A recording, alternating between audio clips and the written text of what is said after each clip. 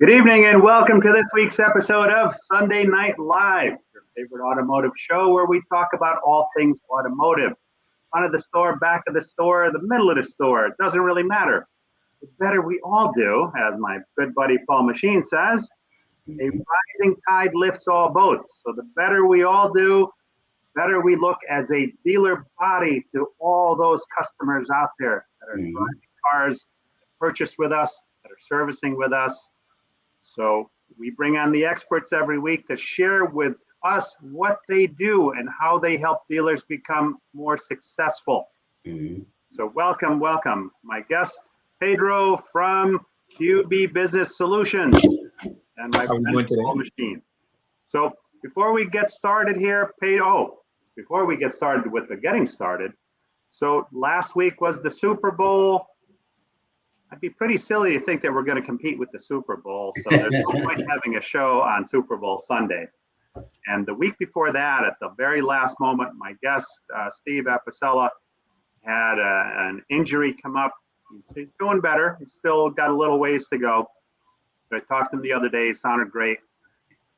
So rather than wing it, I felt it best that we just laid it out the show. So Pedro, why don't you, and Paul, welcome to the show. Thank you, sir. Pedro, why don't you tell everybody a little bit about you, how you got here, your history in the car business, stuff like that. Absolutely. Well, thank you so much, Paul and Paul. Both of you guys for being part of here. I started working in the automotive business a little bit over 5 years ago. Me personally, I came from retail. I was a retail manager, district manager, trainer, store manager, pretty much did everything in the retail world. And when I saw an opportunity with this company, QB Business Solutions, I jumped right on board and I had the opportunity to work with the same person, the same owners of QB Business I had a chance to work with in the retail world, which was great. So they brought me on board, somebody within the circle that can help. And I've been here for the last 5 years in the same, doing warranty reimbursements and now business development manager, acquiring stores. Awesome. Well, welcome. I had to get my glass away because Oreo jumped up on my desk and he was poking his head into my glass. My glass is mine. And his water bowl, actually, he doesn't like a water bowl. He likes drinking from the sink. So he'll jump up on the sink and he'll want a fountain drink. All right, that's awesome, Pedro. Well, welcome. And Mr. Machine, take it away, my friend. Well, glad to be back on your show again, Paul. And, been in the business a little more than 32 years, 15 on the retail side from A to Z, and the last 17 on the SaaS and DaaS model. Now, what I do now with Black Book is the data, right? And understanding how the data is used in the products that are being delivered to the dealers. And because I had the first 15 years of the dealership experience, I know how they should be using it. What should be the end outcome if I'm using your product and your solution, and how should it work? And so I find myself in a very wonderful position because I get to work with the partners and help them understand, well, your technology is great, but you need to do it this way because your dealers will do it this way. And when their business starts to grow, it's a good feeling for me. Awesome. Now we had, I just realized there was a notification when I logged on that said there may or may not be some issue with comments. The funny thing about these third-party streaming platforms and LinkedIn is that LinkedIn doesn't have its own streaming platform, let's say like Facebook or YouTube. So they use third parties, specific approved third parties. And the issue lies that when there's an issue, each one points to the other. Yep. There is no customer service to contact on either end for assistance. So I got worried there for a moment. I see Mark Williamson is on, says, good evening all, and Brian Cates, good evening everyone. So, all right, so we're getting some messages, so that's good. So awesome. So before we get started, I want to play this short clip because I think this is a good way to get us started. Pedro, we hear an awful lot about warranty reimbursement, but what does that really mean? Well, it means that dealers can put money back into their pocket that they've earned, that they deserve. For instance, if the dealer has a warranty rate of $100 and a door rate of $110, just a $10 gap, if you're turning 1,000 hours a month, can put $120,000 back into your pocket in labor alone. That was me. A lot of message. Yeah, that's a lot of money. Yes. And it starts us off with, a lot of stores don't realize necessarily the brand requirements or even the laws. And I think it isn't up until most recently, I don't know if all the states yet, but there were some states that didn't allow retail reimbursement. So it's kind of confusing to some. So that's why having somebody like you or QB Business Solutions, this is what you do day in and day out. Absolutely. With over 25 years of experience, QB Business Solutions, we want to be the one-stop solution for stores. Right. To your point, understanding the laws and brand requirements are very difficult for a reimbursement. If you are in a state and you're in a dealer, the good thing is you actually can file for a reimbursement, whether it's labor and parts or whether it's labor by itself. The good thing is you can still file for one. And as at this point is nearly 48 states right now, which you can do parts and labor. The brand requirements, they do constantly change, and laws, they are confusing to understand, as I stated. Dealing with a Chrysler store, for instance, in the state of Nebraska would be completely different requirements as a store filing in Florida for a reimbursement, whether you're doing parts and labor. But with those challenges, the dealers sometimes say, this is too complicated. And you know what? As a result, I'm just going to accept whatever is being given to us. And just as that example said, a store that just has just a $10 gap, and we work with stores that have 10, 15, 20, 30, $50 gaps, even more. If you haven't filed for reimbursement and you have a gap that large in your labor or in parts, if you're accepting cost plus 40, when the average market is 76%, you're definitely leaving a lot of money on the table. Lots of moolah. Lots of moolah. Well, the good thing is that lots of moolah. And our team of experts, they know the laws and they know the brand requirements across the U.S. And what our job is to do is to really maximize every dollar using the law and also the brand requirements, which will help you achieve a higher reimbursement. The reality is that there's never enough time at the store, right? I don't know who came up with this 24 hours in a day stuff, because I know for me that doesn't work. I need more time, and I'm not running a store. So when you're in a store, you've got so many fires that you're constantly putting out. There's no way you can keep an eye on all of it. And sure, there's always money coming in, but there's also a lot of money that you're missing. Paul, I think you and I were chatting earlier today. What have you seen? Like what percentage of receivables sometimes don't get picked up? It's between 30 and 40%. They're not being paid at the right rate because the warranty admin is not using the right coding, not submitting the right claims process. There's a whole system of compliance that's designed to intentionally bog down the system. So if you have a really strong warranty admin, he or she is worth every penny. Absolutely. One of my secret weapons when I was running my stores. Yeah, I mean, it's crazy, but a lot of it is just getting through the day, right? There's so many things. We got a couple of comments I want to get to. Stephen Wosner. Hi, Paul. Nice to see you, Steve. Jared Kalfas is on. Good to see you, man. He says, good evening, everyone. And Thomas Hall. Good evening, Paul. Hey, Paul Machine. How can you be like Lumena Litz, good evening, everyone. And Nathan Williams, good to see you again. Looking better and better. Well, thank you. It's only 48 pounds ago. That post that I put up a week or so ago. The funny thing is that when you're the guy on the left, as a guy, you don't think you're the guy on the left. You always think you're the guy on the right. Because I don't know, there's something funny about the mirror. When you walk by it, it doesn't matter how portly you are, but when you walk by it, It's like you're striking the pose. My wife used to laugh. But yeah, so it's 48 pounds down. I've got a new elliptical on order. It should be here in a few weeks. I'm sure there's going to be a few more pounds that drop off when that bad boy shows up, because that's probably my favorite exercise machine. Steve Apicella, speak of the devil. Paul often honors Paul Machine with the quote, "A rising tide lifts all boats." Truth is, there is so much more to be gained by adding our horsepower together to strengthen our industry. Absolutely. Glad you're doing better, Steve. Very glad you're doing better. So there's a lot of laws. Every state is different. There are dealerships or dealer groups that have stores in multiple states. I mean, how do you keep it all straight? You guys, you're in every state, yes? Correct. We work with every brand across the United States. And to your point, Paul, we have dealers that contact us and they want to work with us in Florida, and just asking a couple of questions, we realize they have the stores all over the country and we can work with them simultaneously at the same time. They will have an account manager dedicated to that store particularly, and they will go through the reimbursement process themselves.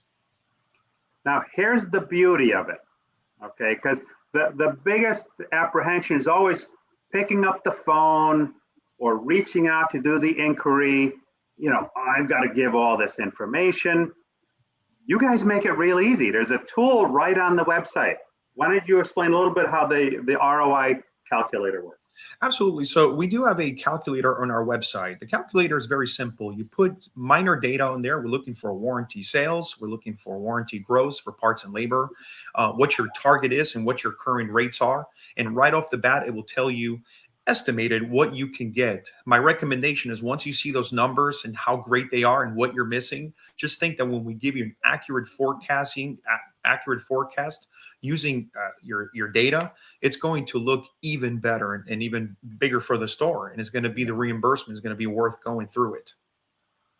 So the beauty is a little bit of information, total anonymity. Correct. You put that in, nobody's going to hound you. And you see right there, if there's money that you want to capture, then the next is easy. It's click to call or click email. Absolutely. You click it, and if you want more information, we'll have an account manager reach out to you specifically and speak to you using your log. We'll ask you questions about your brand, your folks, your people, your processes, and we'll get a good estimate, give you a forecast, and work towards that. How long does that discovery typically take? The forecast, if you provide us the data within 24 hours, you'll have it back. So once you provide that information to us, we put it together. If there's any questions, if there's something that jumps out on us, we'll contact the store again, because we want to configure the best outcome for the store. And we don't want to leave any money on the table. If the store, for instance, has a rate that they weren't aware of, we want to call everything out so they know their starting points. And when it comes time to pay, they know we're not over forecasting and under delivering for the store. Right. Now, most stores don't know what rates they're entitled to receive from the manufacturer. That is absolutely correct. Well, with that, we have stores contact us all the time. When I first started here, we'd have stores call us, and even today, telling us that they already filed for a warranty. And if they file, for instance, they file for parts, they didn't know that the brand may have been looking at labor as well. Over 40.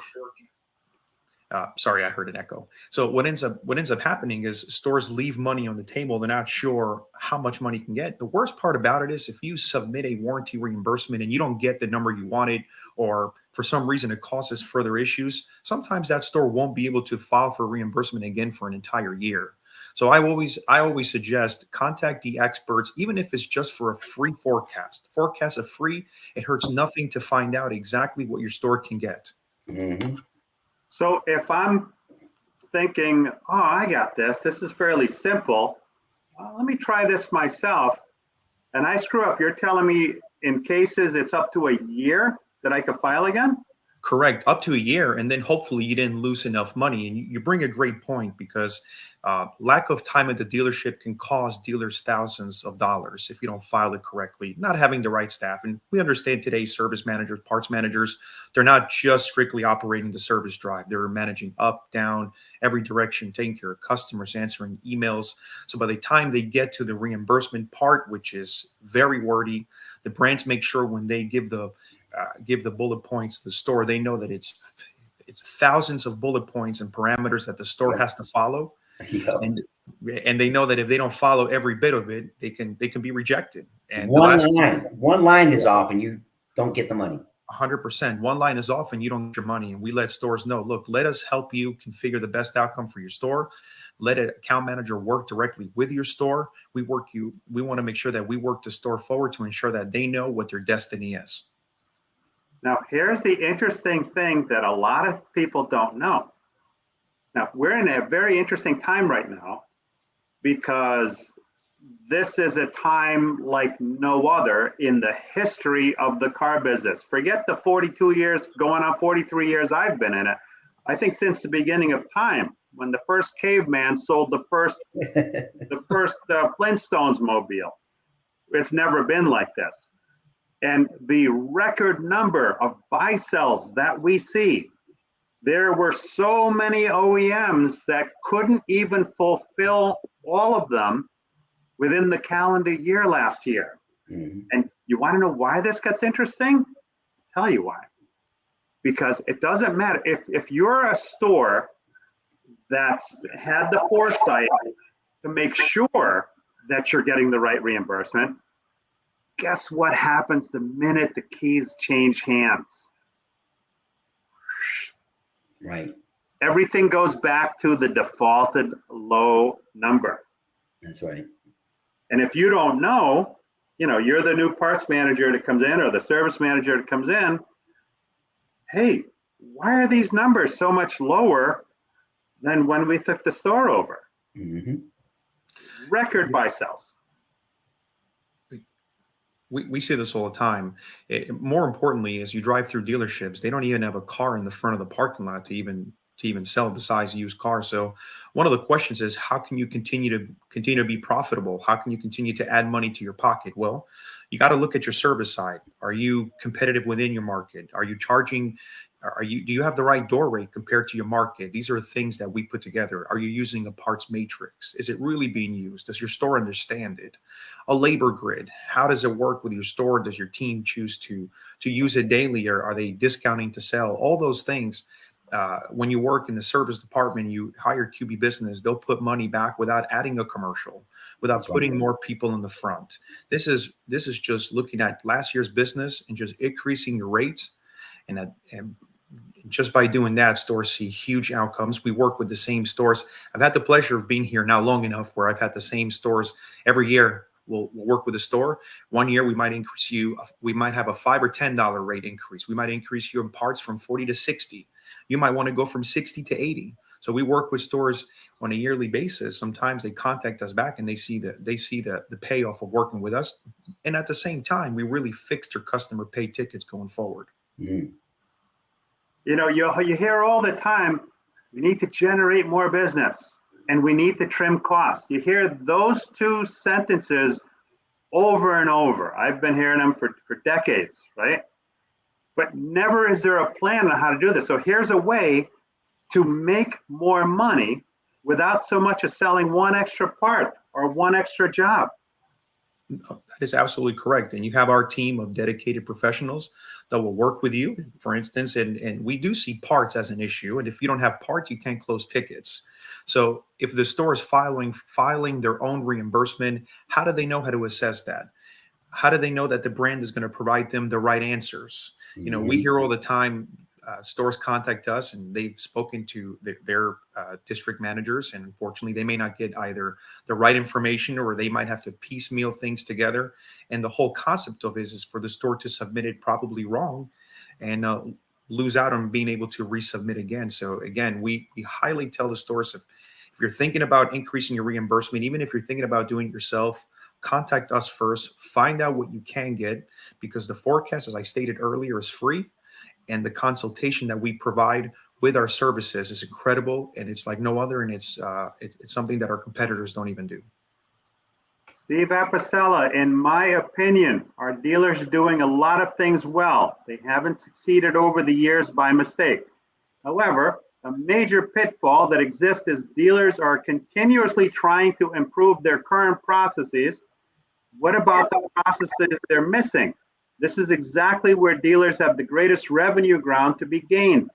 Post-vehicle sales engagement, in many facets, is the low-hanging revenue fruit waiting to be captured. It's just sitting there, waiting. It's low-hanging fruit. Absolutely, it's low-hanging fruit. If you have a gap between your warranty rate and door rate, and if you're accepting cost plus 40, or if you're under 76%, we have stores that finish at 100% markup in parts, 120% markup. We have stores that have 30, 40, 50, 60, $80 increases in their retail warranty reimbursement. We understand, as I stated earlier, we understand the laws and the challenges, and we work with the store side by side throughout the whole process. Now, you don't have the manpower at the store to do it. And it's more than just the reimbursement. Also, you guys handle warranty claims processing, yes? We do. And just to combine those two, lack of staffing at the store, you might be putting all your resources to the warranty claims processing and not necessarily concerned about how your warranty tickets in general are looking, or how your customer pay business is looking, or just, again, you're not looking at those gaps, adding money to the table. So without the proper staff to help assist with the reimbursement, the store will also lose thousands of dollars. The good thing is we're ready to do the work for the store. We will partner with the store to be successful. We'll do all the labor intensive part, so the store can focus on their daily task. And as I stated before, thinking that a service manager is really just going to go in and go to the service drive and give high fives and go to the office and just wait for customers to come in, that might have been 20, 30, 40 years ago, but it's not the case now. They're wearing many hats. So most importantly, we've seen what COVID did over the last 2 years. We've seen stores completely depleted by staffing and not being able to do it. And the good thing is, as I remained employed, we were helping stores. In fact, we helped stores even more, because as if they weren't selling cars or there was major issues, they were still looking for opportunities to be profitable. So that's where we came in and capitalized. And stores today, a year or two after the major COVID hit, are extremely happy. And not only are they back in sales, doing great, but they saw the fruits of their labor working with us towards a reimbursement for parts and labor. And that's everybody's remote, right? Nobody has enough help, and getting help has been an issue for everybody. Now, you take a warranty admin position, that's even more critical. That's not just anybody that can walk in and read a couple of pages and say and do this job successfully. Absolutely. Yeah, absolutely. You got to make sure you know what you're doing. The brands know they don't take advantage, but they will take advantage of your lack of processes. So if you're not on top of your game, if you're not constantly training your people, if you're not going, for instance, Paul, on your website and seeing what tools are out there to help with your fixed operations, you might have an issue with parts. Service might be doing great. It might be vice versa. The great thing is that we will analyze your repair orders from corner to corner to ensure that everything looks right in the eyes of the brand. So we will bring up issues to the store that they don't even see. Service managers that may have been in their job for many, many years, doing it significantly longer than I've been in the automotive world. And the fact that we can still bring something to the table and they still have the wow factor just makes QB business look even better in what we do. So, Stephen, can I ask you, how many times do you hear, "I had no idea. I thought I was doing really good. I had no idea I was leaving this much on the table"? They leave a tremendous amount on the table. When we provide, for instance, if the store wants to work with us and we'll do a labor rate survey. Now, the store may have called us because they had a $15 gap. They said their door rate is $115, their warranty rate is $100. Well, we called a few stores around them, really got some good information. Lo and behold, every store around them is $130. So now you're going to get an even bigger lift, because you're going to raise your customer pay rate, hopefully, to be competitive within your market. And at the same time, you just created a larger gap to give you even more money. So you may have thought a $15 gap may have gotten you $100,000, for example, but a $30 gap may get the store $200,000. And obviously anything in between. Those are just, I'm just giving you example numbers. And when you look at the number of warranty jobs today, right, the cars are a lot more sophisticated. Warranty represents a significant portion of the dealer's business today. Yep. Absolutely. Orlando Spencer, my buddy. Hey, Paul Meijer, good to see you. A little late. Never late, man. This lives on forever on the internet. I was saying in a post earlier today, this will outlive me on the internet. And Vernon E. Davis II. Good evening, everyone. Hey, I owe you I got a message from you. I owe you a message back. So I'll reach out to you for that. And Orlando said staffing is a major issue all across the board. Yeah, it doesn't matter what the industry is. It is the same for everybody. I don't care if it's restaurants, if it's a dealership, if it's a transporter, does not matter and retail. Everybody's in the same boat. Now, one of the things that kind of dissuades, we'll say, some dealers in pursuing this is because there's this fear of retaliation, right? Mm-hmm. I mean, I would think that back in the day, yeah, that's a pretty strong fear because people could do whatever they wanted, both on the OEM side and on the store side. I remember being in a store and having the manager walk out to a customer and point them down the street and say, hit the brakes. You didn't buy it here. We're not servicing the car. Those days are long gone, right? So the fear of retaliation, talk to us a little bit about that. Well, so here's so that is the number one misconception of stores. If I do, for instance, calling, I'm going to call the state and just offer my services. Sometimes you'll get service managers that say, I don't want to ruin my relationship with the brand. And we have to understand manufacturers have varied behaviors. However, we preserve the relationship between the dealer and manufacturer. Some manufacturers, they adhere to the state laws, while some manufacturers present additional challenges. And the good thing is that you have QB Business Solutions by your side to help you with that. Mm-hmm. QB Business Solutions, we've never experienced any dealer manufacturer issues between a dealer and the manufacturer. So our job is to make sure that everything we do is designed so that the store is looking great.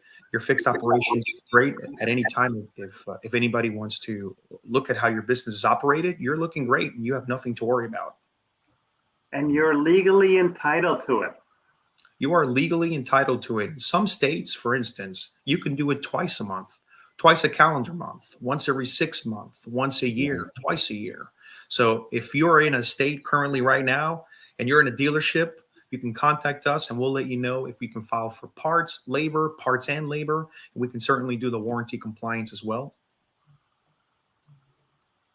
Vernon Davis says, whenever you have time, tomorrow I will definitely have time. And I see LinkedIn user, so that has to be my friend Lamont. Says, good evening, Paul and guests. Pedro, Leiderman, how do we contact you for additional information on your services? Absolutely. Awesome. So you can contact me directly at 561-429-4865. My email address is pleiderman, that's PLEIDERMAN at qbbusinesssolutions.com. Every Q, every S, every B. And I tagged him in the post. So if you're not already connected, click on his name and reach out to connect. Absolutely. Conversation is free. Conversation is free. Forecasts are free. If you decide to work with us, you don't pay an upfront fee. We will work with you until the brand is ready to pay you. Sometimes that can be anywhere from 30, 60, 90 days. We've worked with stores for several months if we have to, depending on the issues that they have. We're not hounding the store for pay. When the brand pays you, we will get paid. Other than that, we don't charge you an upfront fee to get this started at all. Reminds me of a quote. Aristotle Onassis once wrote that conversation is free, but how you use the conversation afterwards, that's where the money's made. That's very true. Yeah, absolutely. I'm not that wise, but thank you. Anything else you want to add, Pedro? Well, just a couple of things. So lack of overall compliance, it's an issue that we see at the stores too. I want to make sure, we will work with the stores that have many issues. We don't care what the store is. We'll work with the store. We'll figure things out as we figure things out as we go along. Things get uncovered. There's always unforeseen things when you're working in this process. And like I said, the good portion is the discoveries. We communicate. We work with the dealer principal, general manager, service, fixed ops, director, parts manager. We include everybody in the conversation. We want to make sure that you're compliant with everything. Are your notes in quality? What do your discount practices look like? Are you over discounting? Are you discounting to sell? Is your discount in the right place? Are you using promotions to drive your business? Are you in a promotional state, which can help you exclude jobs that you might be submitting yourself and not knowing? So definitely talking to an expert will help. You don't want to work with us. That is fine. As long as we provided you good information, you can make a decision yourself in what you want to do. Sounds like a no-brainer, man. Absolutely. 100%.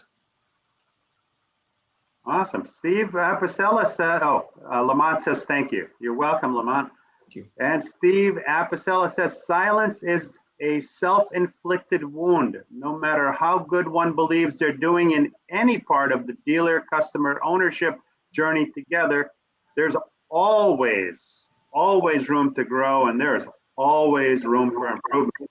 There's that saying, you don't know what you don't know. Mm-hmm. I mean, that couldn't be any more true.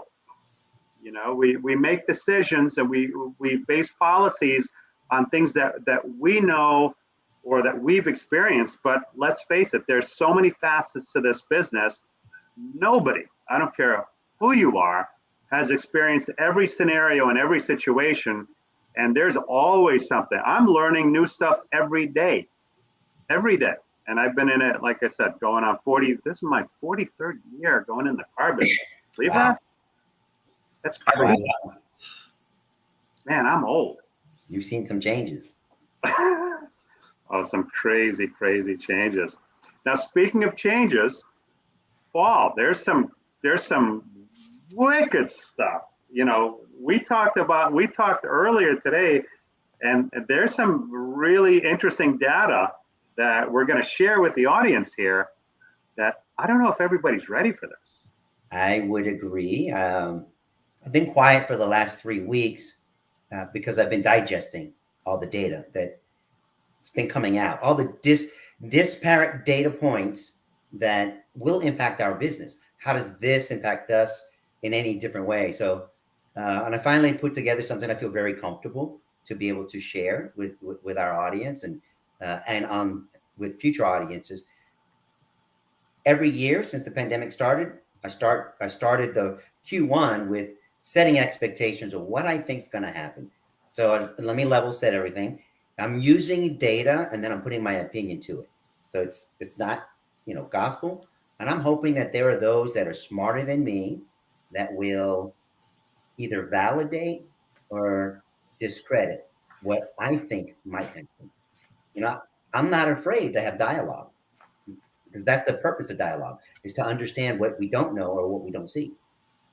But it starts with the data. That's right. We cannot make good decisions without the data. And yes, people can interpret it different ways, but numbers are numbers. Right. And they teach us where we've been, where we are, and over time, it teaches us where we're trending. Where are we trending upwards? Are we trending downwards? What's our audience looking like? How is our audience changing? Credit files have changed dramatically. Absolutely. Are you showing my screen? I'm going to pull this up right now. So I always like to share with everyone that, Black Book does more than just place a valuation on a vehicle. We're more than just a book. We are a data and analytics company, and we are so embedded within the industry. So we're coming up to NADA. As you walk around NADA, about 96% of the businesses that are there are our partners. They're using our data in their systems some way, somehow. So we are a trusted source. So as I said, took about 3 weeks to digest all the different types of information that was just coming out here. So I want to share with everyone what I think about the CPI, Consumer Price Index, inflation, and are you lucky, 2 years, I've been promoting and talking about strategies to get ready, to be prepared. Don't take advantage of the sunshine, as Brian Benstock says. Be ready for when it starts to rain. So luck equals opportunity and preparation when they meet. Right? I'm sure everyone's heard that before. Yeah. So when you look at the CPI, and forgive me if I look to the right because my screen's on the right over here.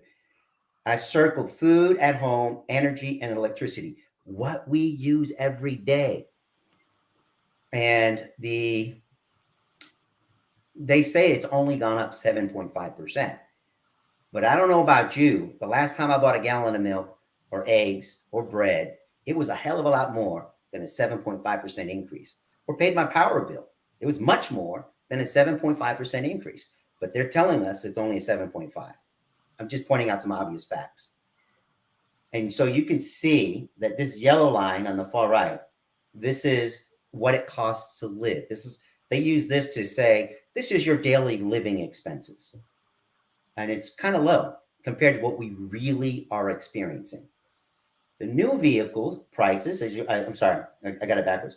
The blue line is our energy expenses and whatnot. The yellow line is our new vehicles, right?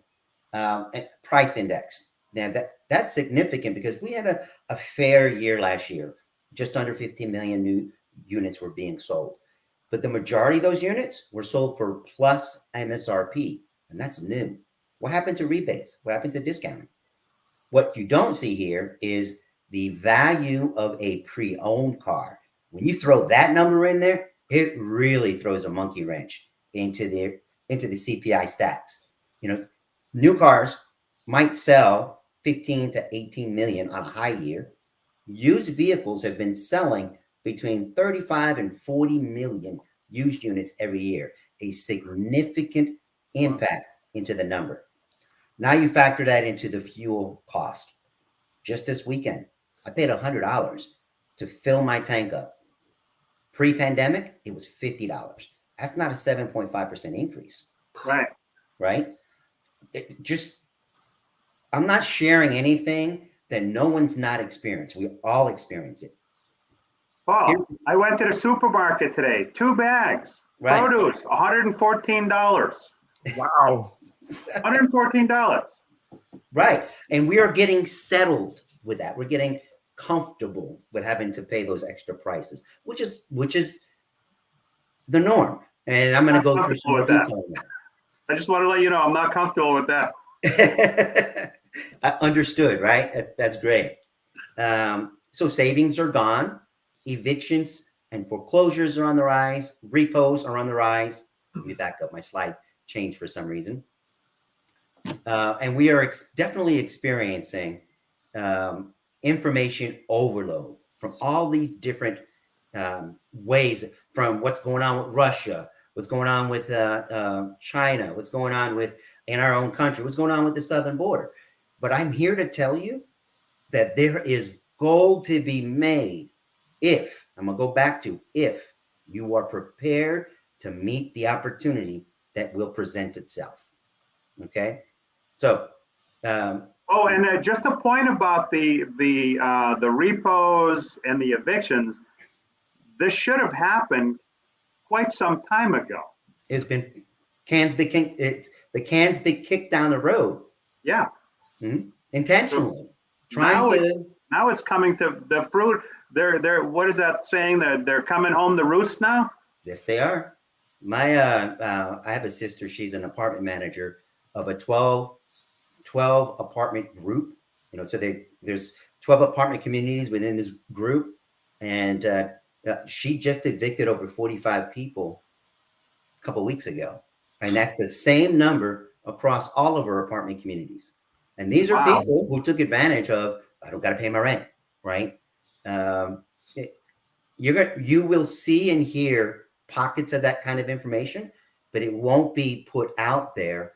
So you have to be prepared on your own. So some of the questions that I want to share with you here now is, do you have the right mix of lenders who look beyond a beacon score and also use behavioral and alternative data for approval?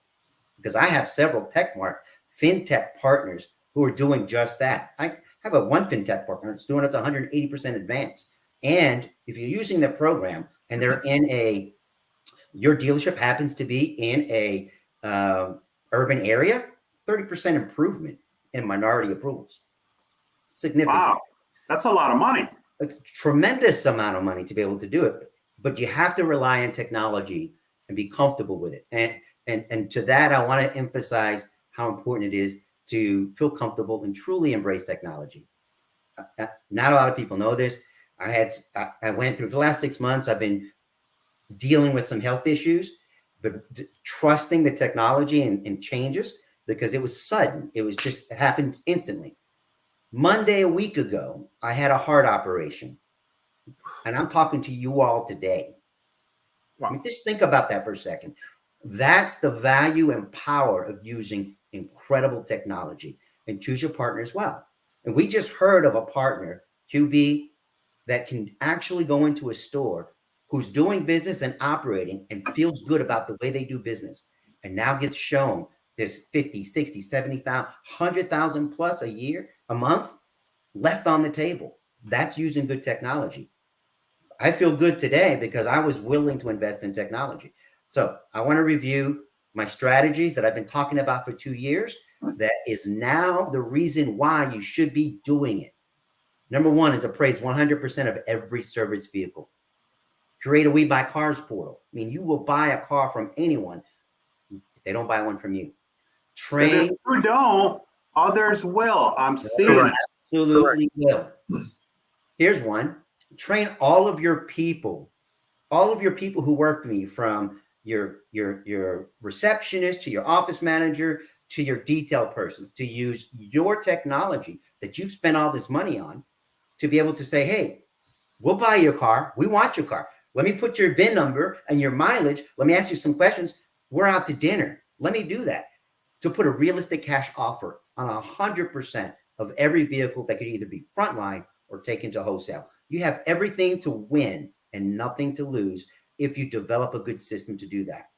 I've talked about investing in studying your reconditioning process, dialing it in. Later, and we're going to talk a little bit about the margin spread between wholesale and retail, and reconditioning takes care of that. And if I can jump in here. Go ahead. Okay. I've got a partner, Velocity Automotive Solutions. Love those guys. Okay. Incredible technology. Here's the beauty of it. You can walk into any store. I don't care. You pick the city, you pick the state, doesn't really matter. And you walk up to 10 people and ask them, how long does your recon process take? Right. And you will get 10 different answers.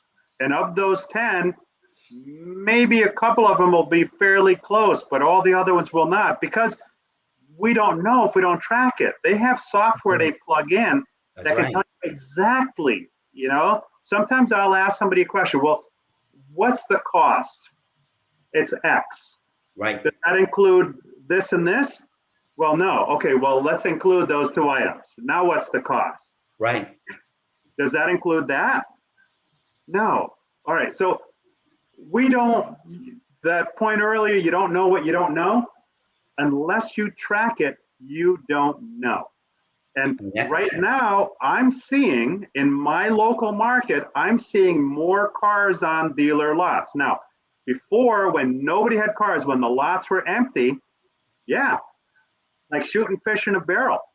But guess what happens when the lots get full again? We go back to the BC or COVID.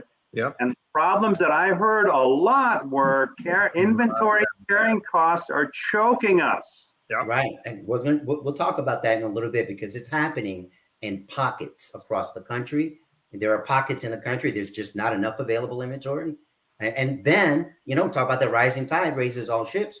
The pockets that have surplus inventory should be communicating with dealer groups in the pockets that need it. A sale is a sale as long as there's a profit. Right. Right. Partnering with local lenders and credit unions who have adjusted their scorecards to accommodate the new consumer credit profile. And also looking at some of the fintech partners that have come out. Get into used vehicle leasing. going to be tremendous. Huge. Here has to be. The average car payment going into this year is going to be around $500+ for a pre-owned car. That's crazy.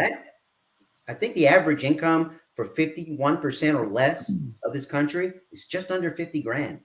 That $500 is a significant DTI, debt to income problem. Now, what's the average age of the used vehicle on the road? 12 years. Right, 12 years. Wow. Gold. There's freaking gold in a service department there, because the consumers who want to protect that vehicle, because they want to wait until the pricing for the pre-owned cars and new cars come back down, guess what they want to do? Update the service. So now there has to be some strategies around marketing and connecting with those people. So please connect with me for referrals to Black Book partners like Paul Meijer here, or if you want the data to develop your own proprietary solution, please reach out to me. I'll do what I can to help you guys. So I'm going to dive into some macro data. Let's see if I can get this thing to go. There we go. I just changed screens. Can everyone see it? Yes. Yep, perfect. All right. So part 1, consumer profile by credit score, average loan amount, and current supply of available inventory by price bands. So the last 2 is Black Book data that I had asked for. The first segment, I'm getting that from Q3 Experience State of the Automotive Finance Market. We do not have Q4s yet. Expect that to be out probably next month before the end of Q1. Now, to give background on used vehicle sales by year, I've compiled data from Black Book and other sources to paint the picture for the story for you guys. And as I said earlier, my hope is that smarter people than me will dive deeper into these trends and either validate or dismiss the trends that I see. Because I predict that this year could be a tumultuous year for those, and here's the key phrase, who are not prepared. Opportunity comes to those who are prepared. And we have some incredible opportunity this year. So background, 2019. Paul, how many cars did we sell in 2019? Used. I don't remember that number. 40.8 million units. Used car market statistics, policy advice said that figure. In 2020, anyone? Steven, how many cars do you think used vehicles were sold in 2020? 50. 39.3 million. And 2021, last year, how many pre-owned cars were sold? Couldn't even tell you. Just under 41 million. Wow. Right? So consistent. I can go back 2 decades and show consistency of used vehicle sales, because the used vehicle sales, the potential for used vehicle sales is predicated on the success of the used vehicle factory. Want to take a guess what the used vehicle factory is? We buy cars. New car sales. The strength of the new car sales in the previous year or 2 or 3 determines the strength of the pre-owned vehicle sales in each category. And we haven't had enough cars. That's correct. So in this schedule here, in the grid that I'm sharing with you, first notice the prime and near prime average loan amounts and price bands. And so I'm going to ask you, do you see how the loan amount is higher than any other category? You guys see that? The loan amount for prime and near prime is higher than a super prime customer, subprime, and deep subprime. You see that? Yeah. That's by experience. So why is that? I know I have a really good reason why. It's because they tend to add more F&I product, and there's a more reserve spread in finance products. Guess what else? If you look at the number of retail listings, go to the right of the screen here, the right of the screen, you see the retail listings? These are the listings as of February the 17th. I asked one of my principal data analysts to help me understand this data.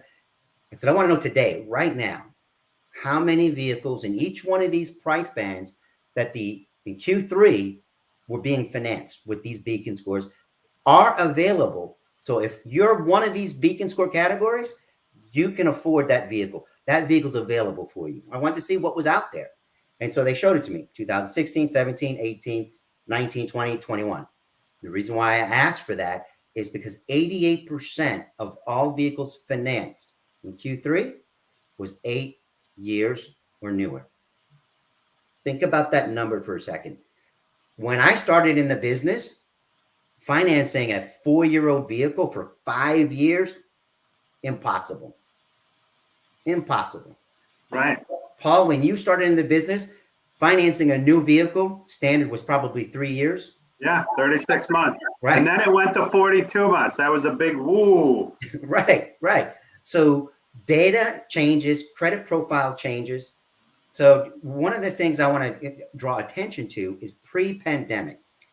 What was considered prime or prime credit was 650 Beacon score.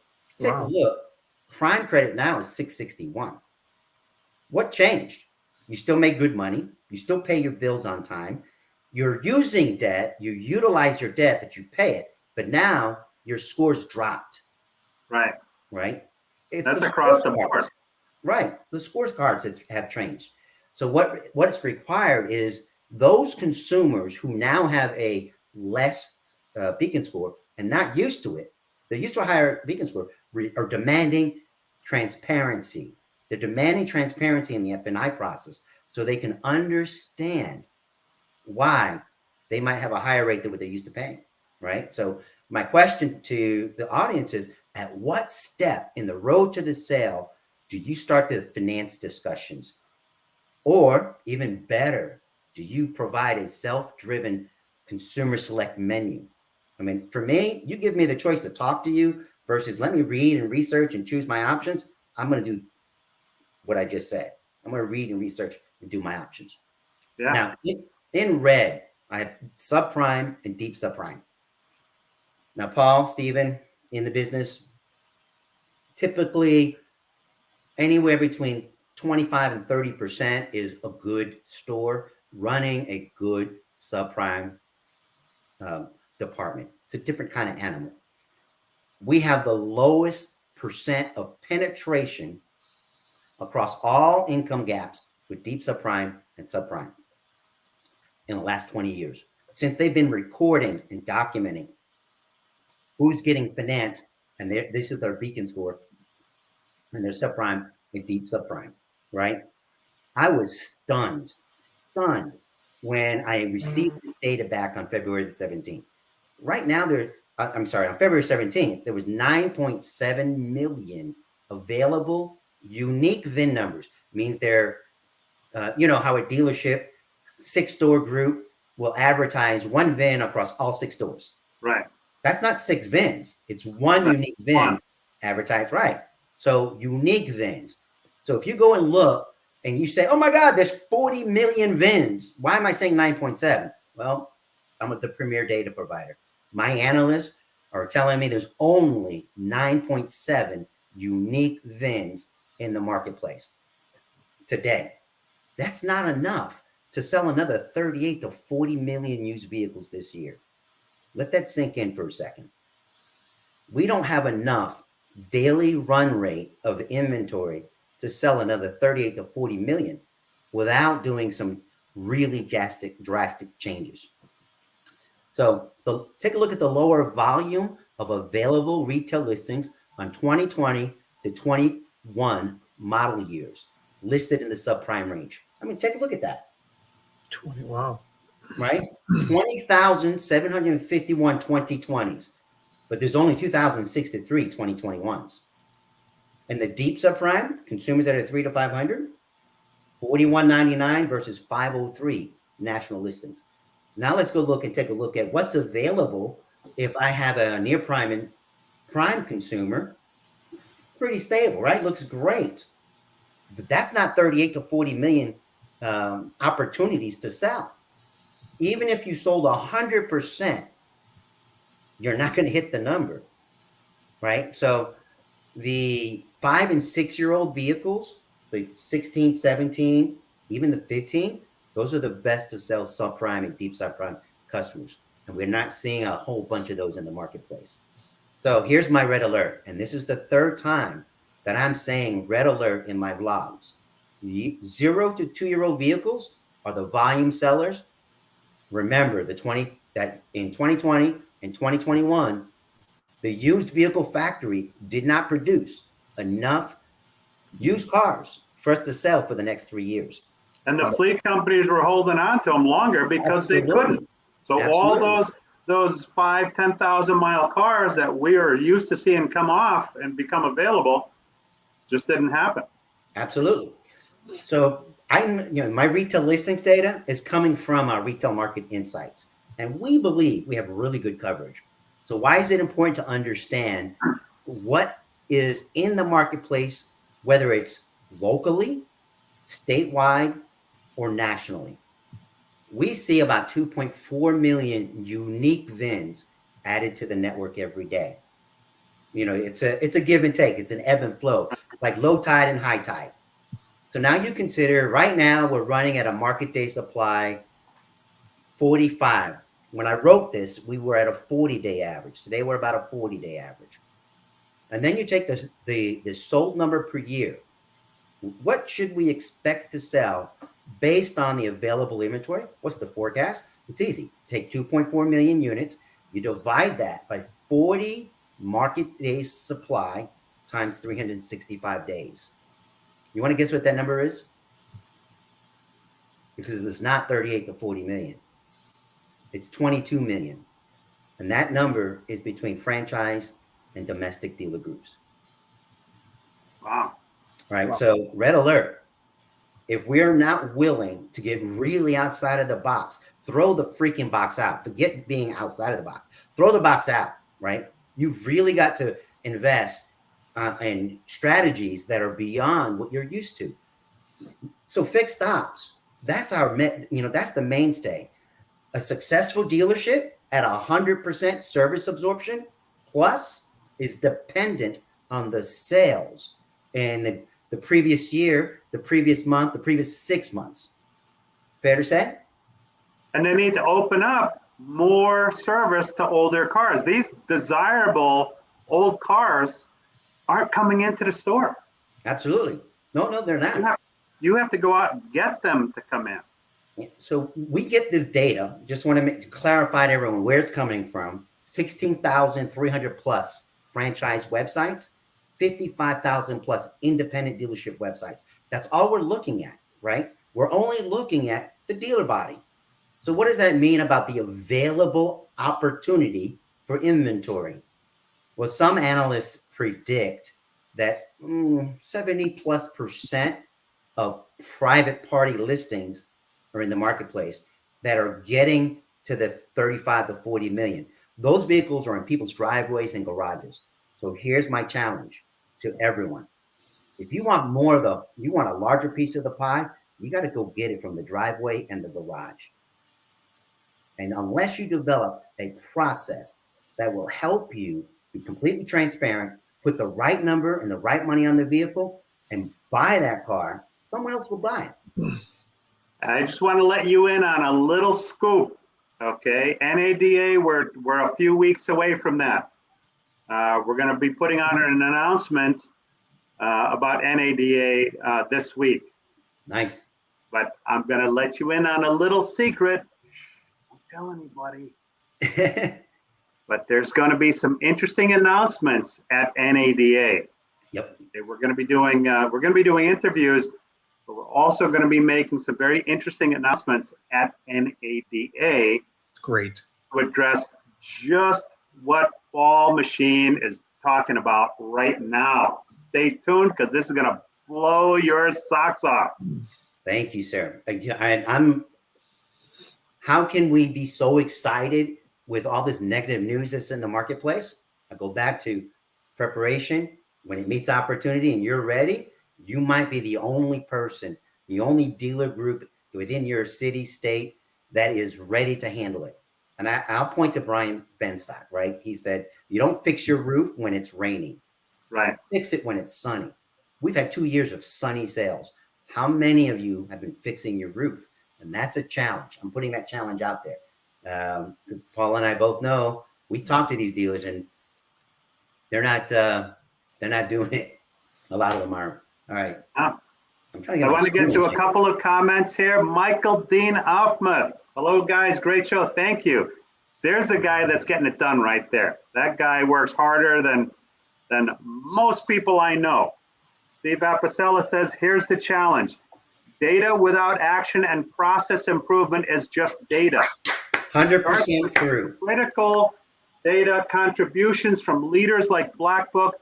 Then the responsibility, as Paul said, is to discuss it, debate it, interpret it, and act on it. When?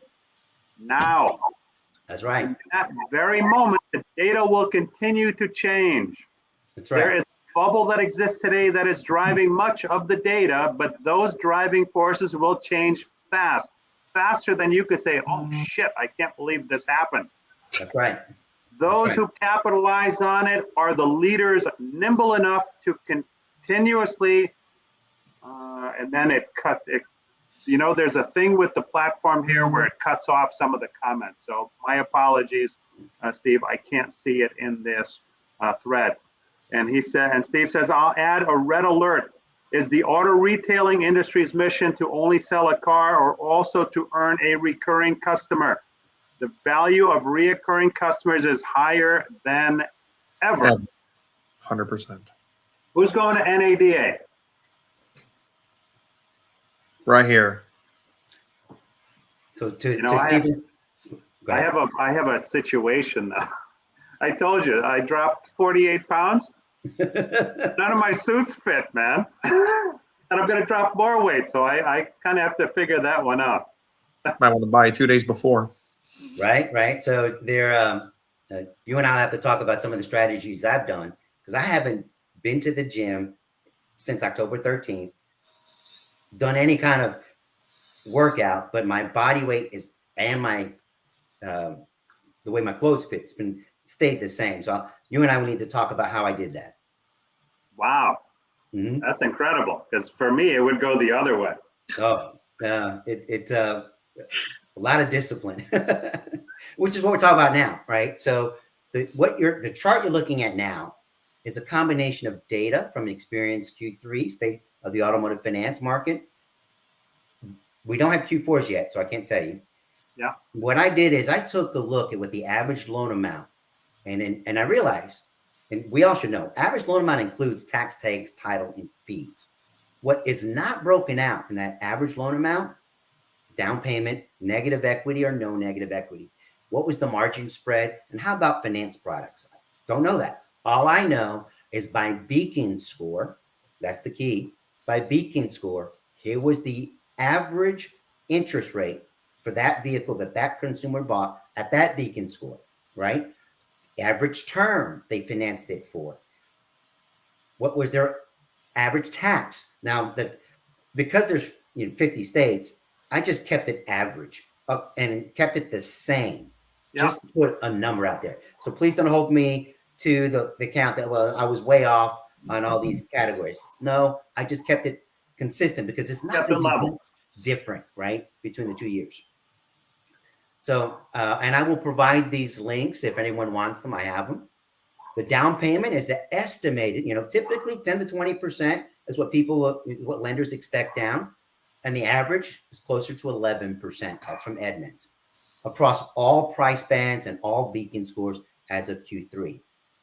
We know we finished Q3 sub $500 payment. My expectation, because I've been hearing this a lot, that Q4 and into Q1 of this year, the average payment for a pre-owned vehicle is over $500. Just think about that increase in price. I've already mentioned how 8 model years, up to 8 model years is financed at the 88% of what's being financed today is up to 8 model years. What I don't know is how long is a 6-year-old vehicle being financed for? I do know how a low mileage 4-year-old vehicle, I still know people getting 60 months on a 4-year-old car. Wow, unheard of years ago. Right. Here's trivia for everyone. And it's really good for you, Stephen, and for QB. How many vehicles are in operation today? In the whole country? Yeah. 100 million? Paul, you want to give a guess? I would, if I had to save the guest my life, you'd be coming to my funeral right now. 280 million. Yikes! There's only 300. Wow. In operation. Now, let me blow your mind. What do you think is the average age of the used vehicle on the road today? 12 years. That's right, 12 years. Really? Now, Wow. Stephen, Paulie, when I think about that, some crazy ideas come to my mind when I think about the potential that market can provide. Well, number one, I think develop fixed ops protocols to service that 8 to 12-year-old vehicle. QB, I mean, Stephen, when you were talking about how you call around to get what the average service rates and door labor rates, in the detail you can provide a dealer, do you know that for one franchise dealer within 10 miles has 5 independent service facilities? That's not by accident. That is, and you're 100% correct. And you said the average, which means that's already a high number. Just imagine the ones that have 10 or 20. Right. So just think about that for a second. They're feeding, those independent stores are feeding off of what those franchise dealerships are doing. And the franchise dealerships, because they're short-staffed, they're not able to pay attention properly to everything, are giving that bonus money, that's found money, to those independent shops, right? So you develop a service marketing campaign that does 2 things. One, partners for that. What's that? We've got some great partners for that. Absolutely. But you intentionally target those 8 to 12-year-old vehicles, because guess who owns those 8 to 12-year-old vehicles? Everyone in each one of these credit categories. Yeah. Every single one, right? And now they know, because they've been feeling the pain, that the prices to buy a used vehicle is way out of reach, and the price for a new, with no discounts and not a whole lot of rebates, not going to be able to finance it. I need to fix my car, keep it running, so I can get it. So 2-pronged approach. You market to get that vehicle in for service, and you're competitive against an independent. Now they come in, and you hit them with a $2,000, $3,000 bill because of not unreasonable. It's not unreasonable given how long they have the car, and they're keeping the car longer because they don't want to or can't spend the money on a new car. Right. So look at the near prime, subprime, deep subprime. I'll even go to prime, near prime, subprime, deep subprime. Most of these people are living tight. I'm talking, they might have $200 to $300 of extra money left at the end of the month by the time they're done with all their bills. Right? Maybe. Yeah. Right. That's tight, right? Now, you're in for the service to get your vehicle repaired. Not only do you say, Paulie, I want to service your car, but you've got $3,000 of repairs you should do. And obviously, most of those people are going to say, I just can't afford it. What's the minimum I can get away with? I'd asked a partner of mine who's doing a service marketing equity campaign.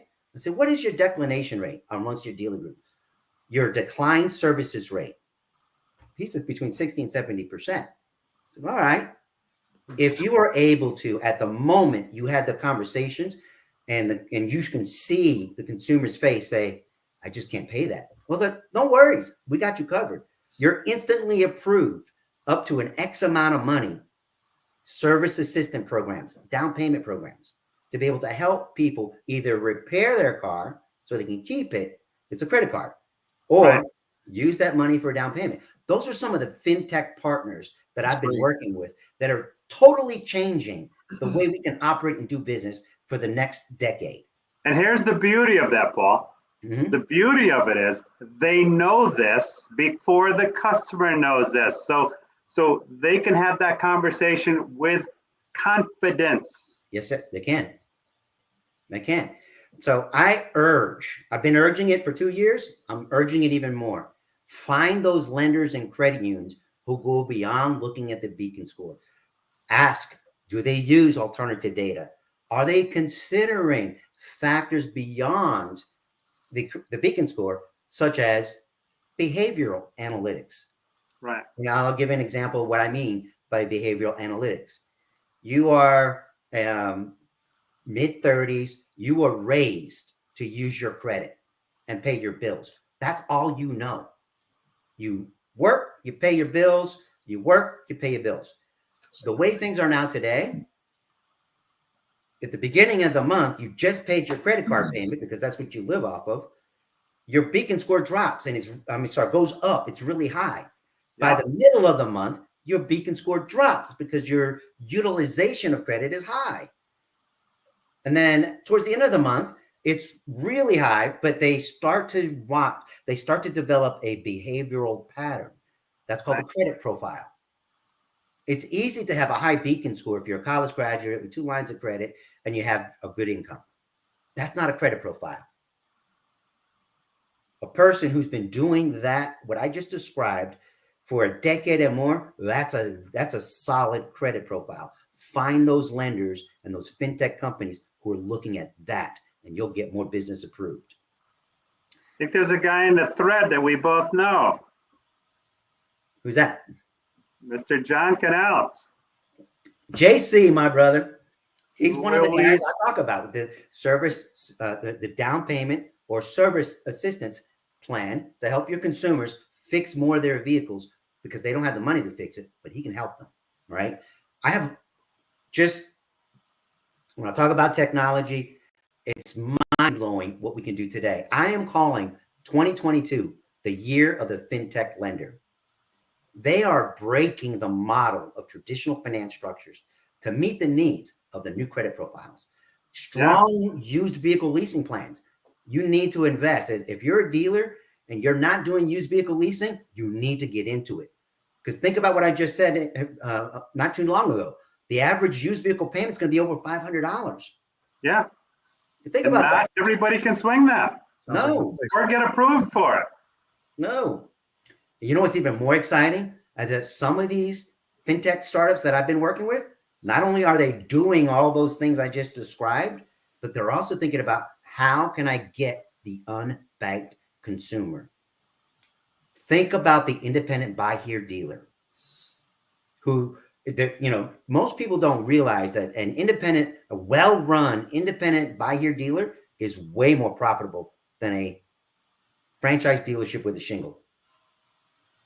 Just think about that for a second. The percentage of unbanked consumers in the marketplace today, they have money, they want to make a payment, but they're just not being serviced. Yeah. Because I've been talking about this and I've been practicing, my phone pops up and says, autofinance.net, get pre-approved. I'm like, okay, well, I didn't look for that, but now that's a new company that I can talk to.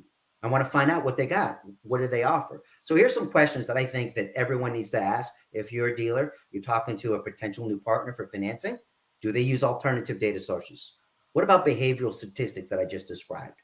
Are they offering a used vehicle leasing platform?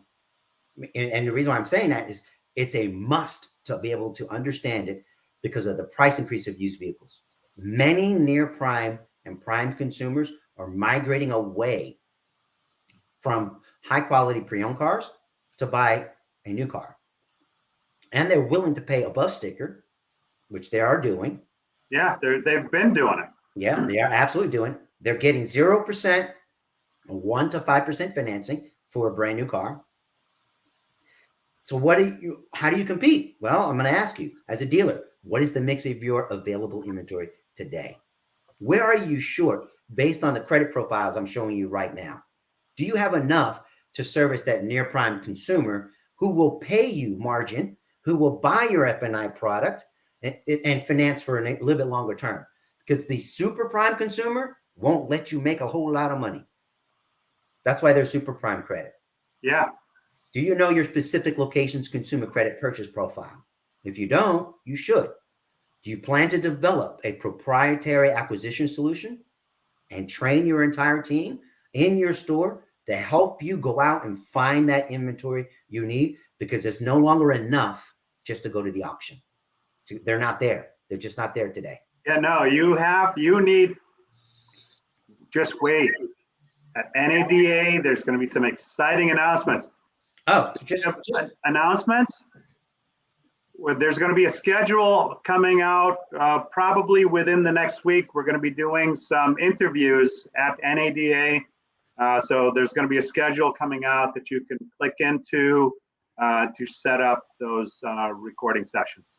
Absolutely. That's good stuff.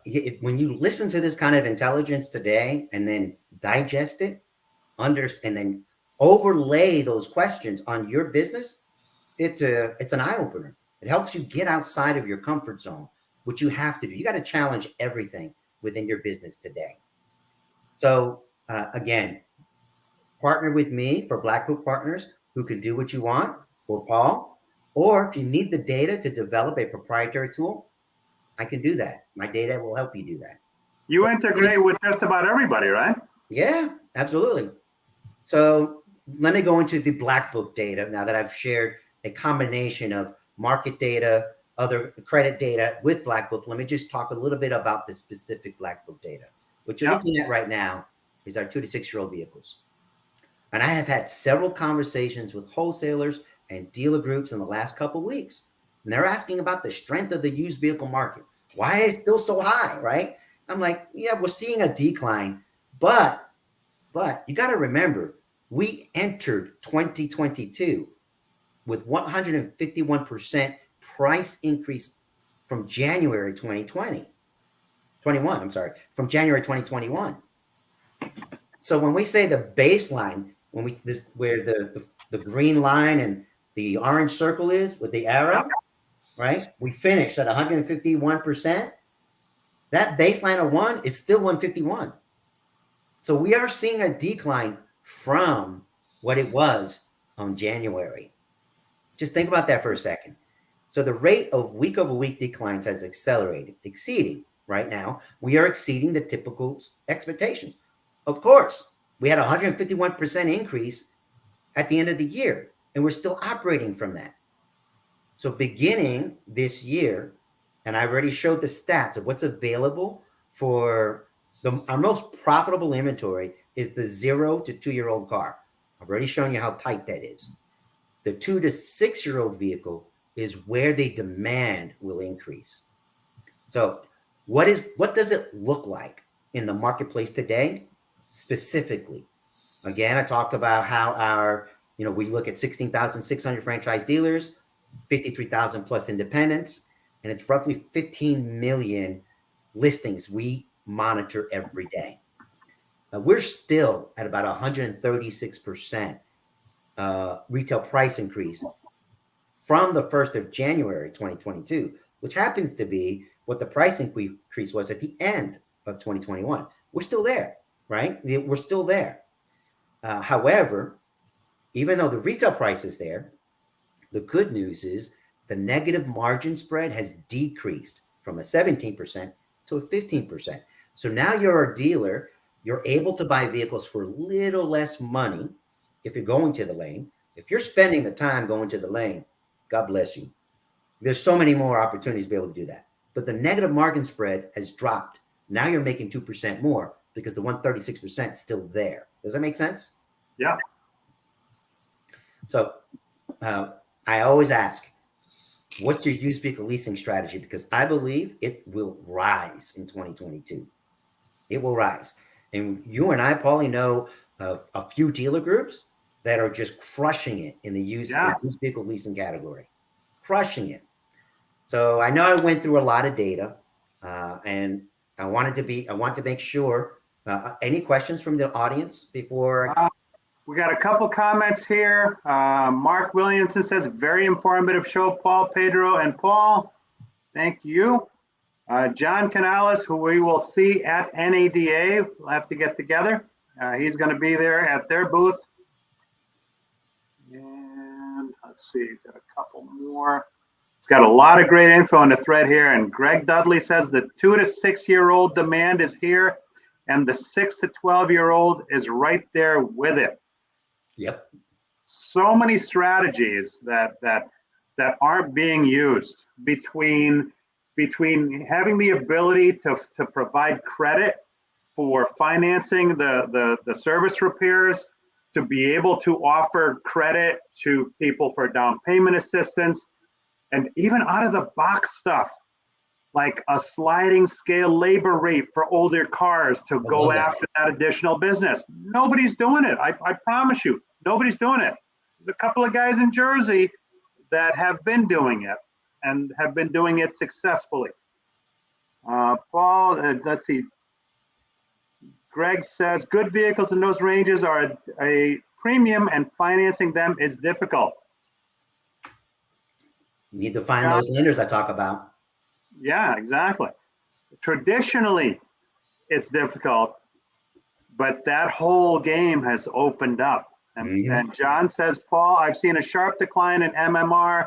What does your crystal ball say? I'm stocking a 60-day supply. Should I load up now or hold tight? Sell them. Sell. You could always buy more, right? Absolutely. Sell them. Take the deal. You can buy more. Stephen Rosner, great discussion. Thank you, Stephen. Wow, we covered a lot of stuff here. So we did go over a little.